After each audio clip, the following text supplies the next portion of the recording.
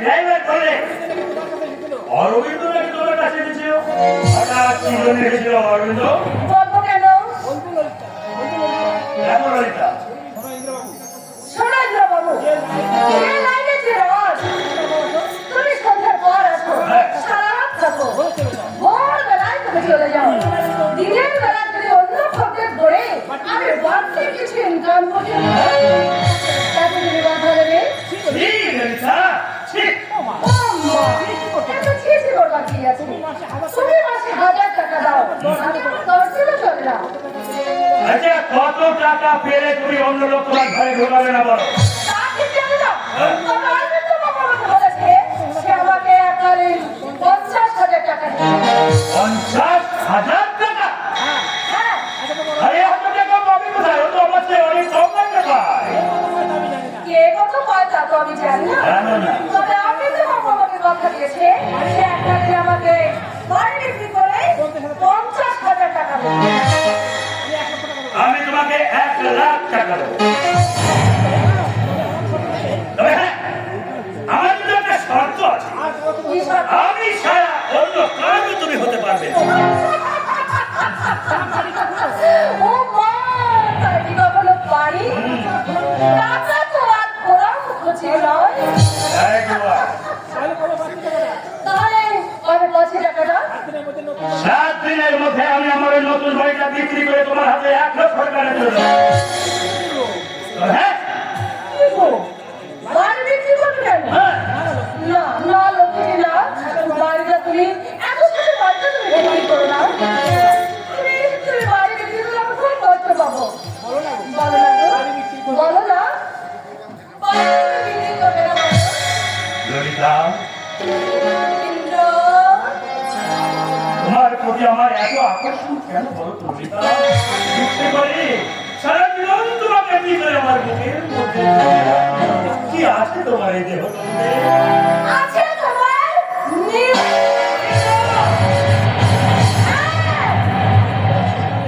মনে পড়ে না সালমান? আমি তো তোমার সন্তানের মা হতে পারতাম। পারতাম ভালোবেসে আদরে সোহাগে আমার জীবনের পাত্র কানায় কানায় ভরিয়ে দিতে। ললিতা, কিন্তু কেন? কেন আমি তো পারলাম না? কেন দানবের মতো এক খুঁড়ে খুঁড়ে আমার জীবন প্রতিটা মিটিয়ে দিলে? কেন কেন কেন কেন? সারা বাড়িতেও কান্নাকাটি, এখানেও সেই কান্নাকাটি। কান্নাকাটি আমার জীবনে একেবারে অসহ্য হয়ে গেছে। আর কিনা এখানেও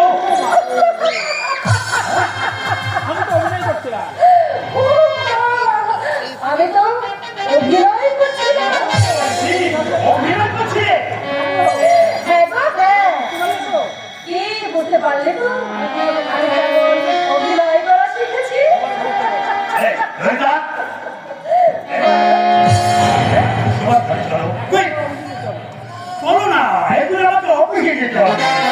এসো। টাকাটা কবে পাচ্ছি? আরে বলেছি তো ললিতা, 1 মাসের মধ্যে নতুন বাড়ি বিক্রি করে তোমার হাতে 1,00,000 টাকা দিয়ে দেবো।